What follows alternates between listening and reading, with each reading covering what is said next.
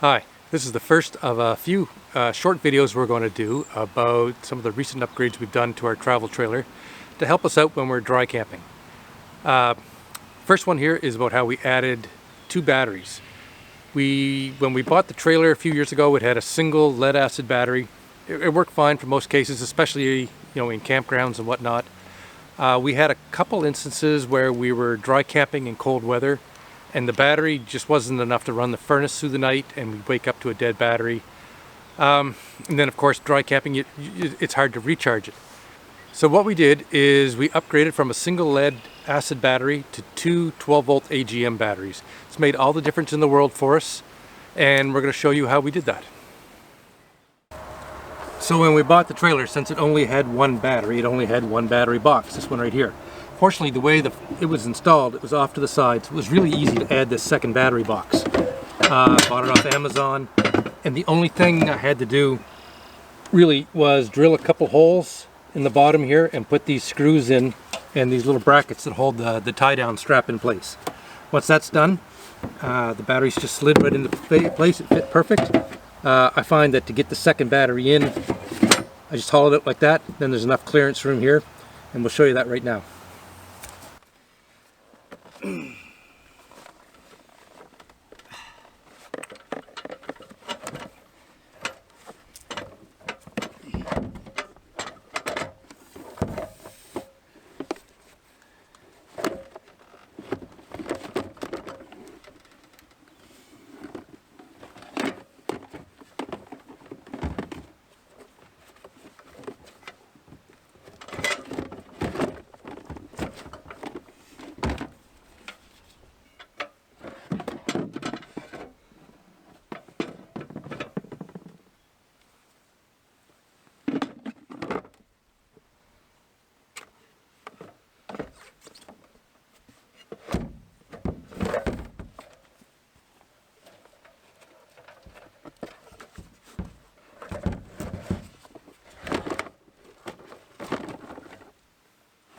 Oh, a couple things to keep in mind before we start hooking these up.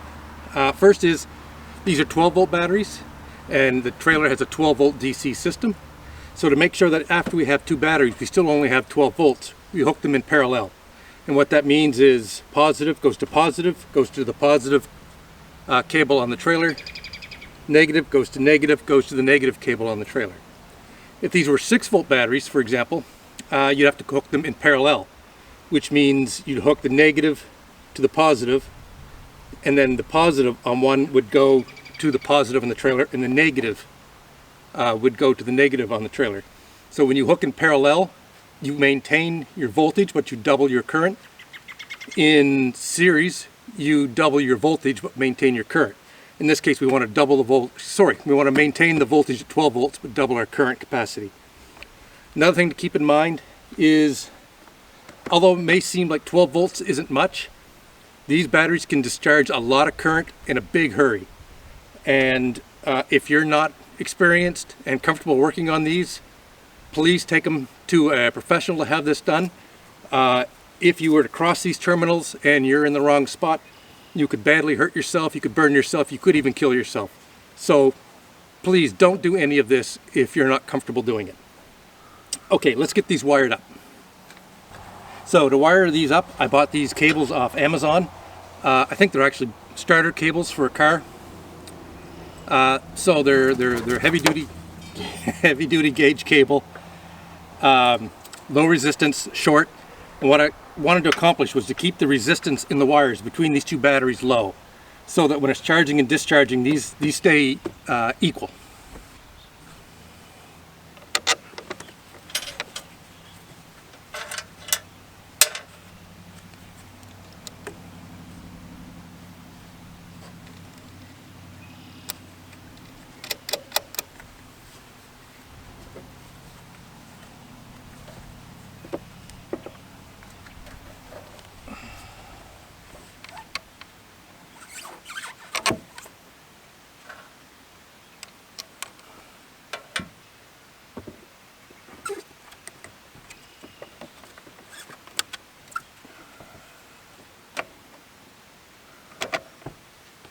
So I'm just putting those ones in place. They're going to have to come back off to hook these up.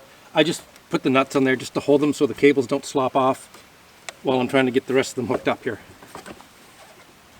Once again, just remember, when you're tightening these up, especially if you're using a metal wrench like this, under no circumstances get your positive and your negative crossed by using the wrench. If it's a long wrench, make sure you don't swing it around enough so that if it's on one terminal, it can contact the other.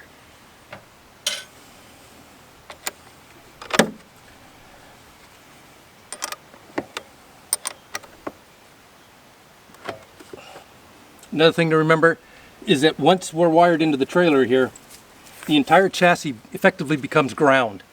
So as you're doing this, if you have your ground wire connected onto your batteries, don't ever get a connection between your hot terminal and any part of the metal, because it would be the same as just shorting out your battery.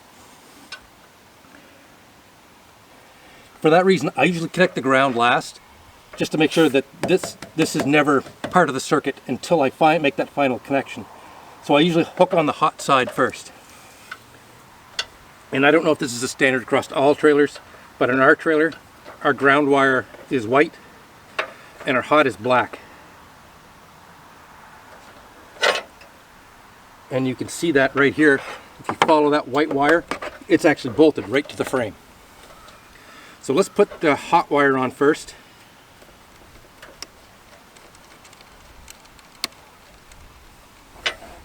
And I'm just going to keep a hand there to make sure that cable doesn't fly off. So the first thing I'm going to put on is the hot wire for the trailer, and then also, since I have an electric tongue jack, I'll put the clip on there. The negative for the tongue jack is actually given by the fact that it's wired right to the frame.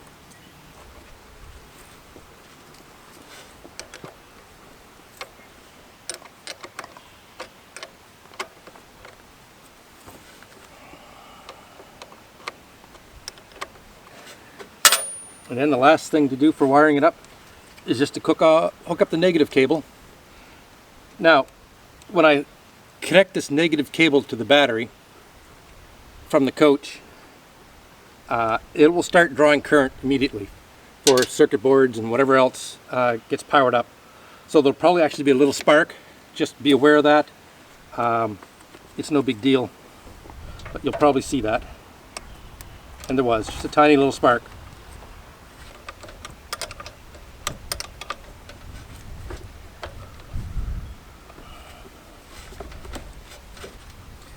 And that's it. We just need to put these covers on and we're good to go. Now, these cables are so big, honestly the covers don't fit great anymore. I could probably cut out notches and make it easier. I just haven't gotten around to that yet. So they sit on there a little awkward, but we've towed them thousands and thousands of kilometers and never had a problem. So let's put this one on first.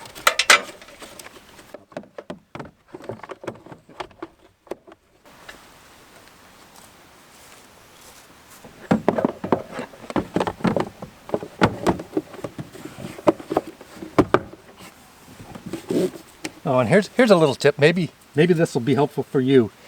For years, I had this simple thing wrong the whole time. I would tuck it through here, and I go through all kinds of contortions to wrap it around and make sure it was tucked in. Super simple. Wish I'd known this earlier. I'm sure I stole this from somebody else's video. All you do is you just put it in there and pull it down. That's it. Done. We went with AGM batteries on this. Lead acid would have been a little cheaper, but the AGMs will let you go through more charge-discharge cycles, so the batteries will last longer. Also, you can discharge them a little lower than you can charge a regular lead acid battery, so you'll actually get more usable amp hours out of a AGM than you do a lead acid. Lithium would have been even better. Lithium was just, it was out of our budget. We couldn't afford the lithium ones. The AGM seemed like a pretty good compromise. So that's it. I hope you enjoyed this. If you did, leave us a comment. Let us know if this was helpful. Let me know everything you saw I did wrong, and we'll see you in the next video.